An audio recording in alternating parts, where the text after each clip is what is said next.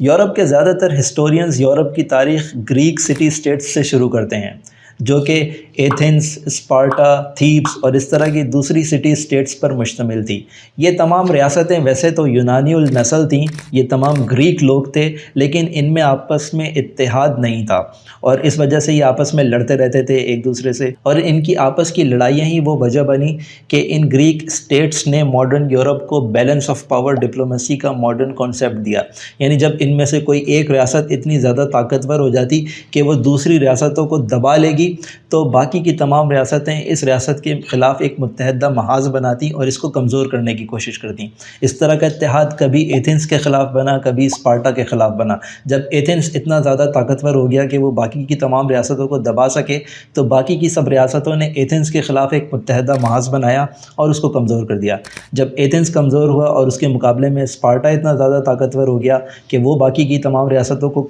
دبا سکے تو ان تمام ریاستوں نے اسپارٹا کے خلاف ایک متحدہ محاذ بنا لیا اور اس کا راستہ روکنے کی کوشش کی۔ تو اس طرح سے ان لوگوں نے بیلنس آف پاور ڈپلومیسی کا ایک ماڈرن کانسیپٹ دیا جس کو یورپ اور امریکہ آج بھی استعمال کرتے ہیں۔ جب کسی ایک ریجن میں کوئی ایک پاور اتنی زیادہ اسٹرانگ ہو جاتی ہے کہ وہ اس ریجن کو کنٹرول کر سکے اور امریکہ کو اس ریجن سے باہر نکال سکے تو انکل سیم اس کے مقابلے میں ایک نئی پاور، ایک نئی ریجنل پاور ڈیولپ کرتے ہیں جو کہ اس پاور کا راستہ روک سکے، اور اس طرح اس ریجن میں امریکن انٹرسٹ کو تحفظ دیا جاتا ہے۔ السلام علیکم، میرا نام ہے حسان اور آپ دیکھ رہے ہیں میرا چینل سلیٹ۔ اگر آپ ہسٹری، ریلیجن، سائنس ان موضوعات میں دلچسپی رکھتے ہیں تو اس چینل کو سبسکرائب کریں کیونکہ یہاں پہ ہم انہی موضوعات کو ڈسکس کرتے ہیں۔ اگر بات کی جائے مذہب کی تو یہ گریک لوگ کئی دیوتاؤں پر یقین کیا کرتے تھے۔ ان کے خیال میں سمندر کا دیوتا الگ تھا جس کو یہ پوسیڈون کہتے تھے، آسمان کا دیوتا الگ تھا جس کو یہ زیوس کہتے تھے، اور ان کے تصورات کے مطابق جو ان کے دیوتا ہوا کرتے تھے وہ انسان کے مقابلے میں تو بہت زیادہ طاقتور ہوتے تھے، لیکن وہ اتنی طاقت نہیں رکھتے تھے کہ وہ اکیلے تنہا پوری دنیا کے نظام کو کنٹرول کر سکیں۔ اور یہی وجہ ہے کہ یہ ان کی مائتھولوجی کے مطابق جو ان کے دیوتا ہوا کرتے تھے وہ ایک دوسرے سے لڑائی مار کٹائی میں مشغول رہتے تھے، اور ان کی مائتھولوجی کے مطابق جو ان کے دیوتا تھے ان کی اخلاقی حالت بعض اوقات انسانوں سے بھی گئی گزری ہوا کرتی تھی۔ وہ ایک دوسرے کو چیٹ کرتے تھے، بلکہ اکثر اوقات وہ انسانوں کی خوبصورت عورتوں کے ساتھ تعلقات بھی قائم کیا کرتے تھے۔ اور یہ اسی طرح کے واہیات خیالات تھے جنہوں نے بعد میں یہودیت میں اور پھر عیسائیت میں راستہ بنا کے وہاں پہ شامل ہو گئے، اور پھر عیسائیوں نے فالن اینجلز جیسی واہیات کہانیاں تخلیق کی۔ یعنی گریک سٹیٹس میں سے ایک یعنی ایتھنز نے ڈیموکریسی کا نظام ایجاد کیا، لیکن ان کا ڈیموکریسی کا تصور ہمارے ڈیموکریسی کے تصور سے بہت زیادہ مختلف تھا۔ جو ہمارے ہاں ڈیموکریسی کا نظام رائج ہے اس کو ہم انڈائریکٹ ڈیموکریسی کہتے ہیں، جبکہ ان کے ہاں جو ڈیموکریسی رائج تھی وہ ڈائریکٹ ڈیموکریسی تھی۔ اور اس کا فرق یہ ہے کہ ہم اپنے نمائندے منتخب کر کے اسمبلیز میں بھیجتے ہیں اور وہ نمائندے جا کے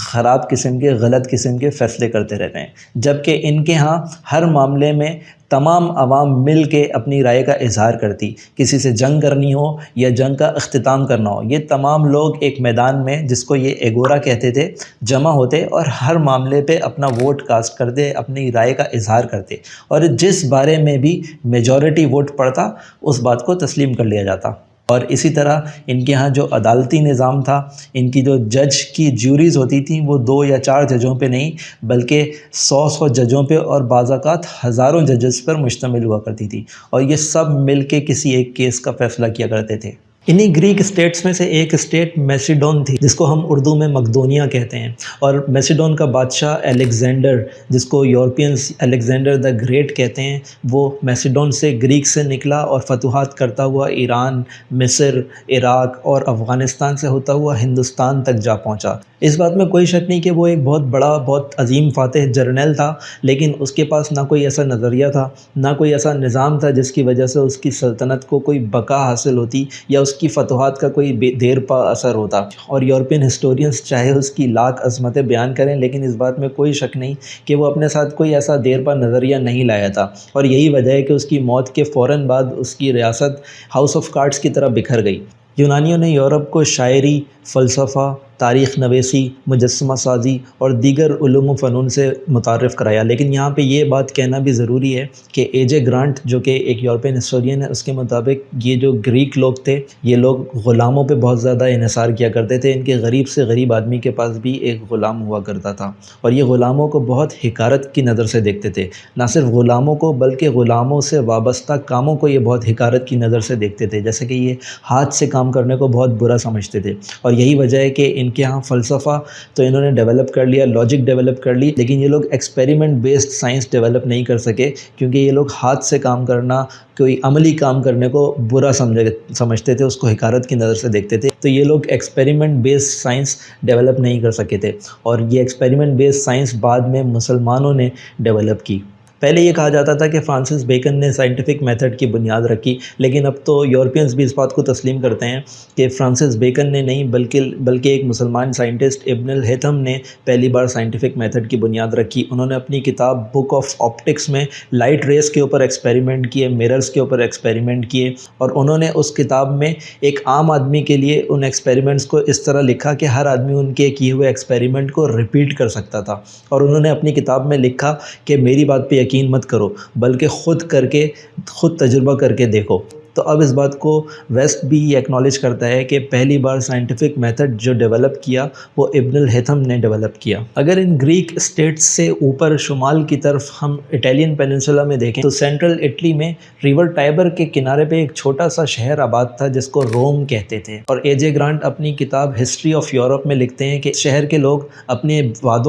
باتوں کے بڑے پابند ہوا کرتے تھے، اپنے فرائض سے محبت کرنے والے لوگ ہوتے تھے، اور سب سے بڑھ کر یہ کہ ان لوگوں میں اپنی قوم سے بہت محبت تھی، اپنے ملک سے بہت زیادہ محبت اور پیار کرنے والے لوگ تھے۔ اور ان کی انہی خوبیوں کی وجہ سے یہ چھوٹا سا ٹاؤن دھیرے دھیرے پورے اٹیلین پیننسولا پہ قابض ہوا، اور پھر دیکھتے ہی دیکھتے یہ یورپ کی ایک عظیم سلطنت یعنی رومن ایمپائر میں تبدیل ہو گیا۔ کہا جاتا ہے کہ یونان نے یورپینز کو علوم اور فنون دیے، جبکہ رومنز نے یورپ کو نظام اور قانون دیا۔ یورپین ہسٹری کی اس سیریز کے لیے میں مزید ویڈیوز بناؤں گا۔ اگر آپ کو یہ ویڈیو پسند آئی اور آپ چاہتے ہیں کہ میں مزید ایسی ویڈیوز بناؤں تو اس کو لائک کریں اور اپنے کمنٹس میں ضرور اس بات کا اظہار کیجیے گا۔ شکریہ۔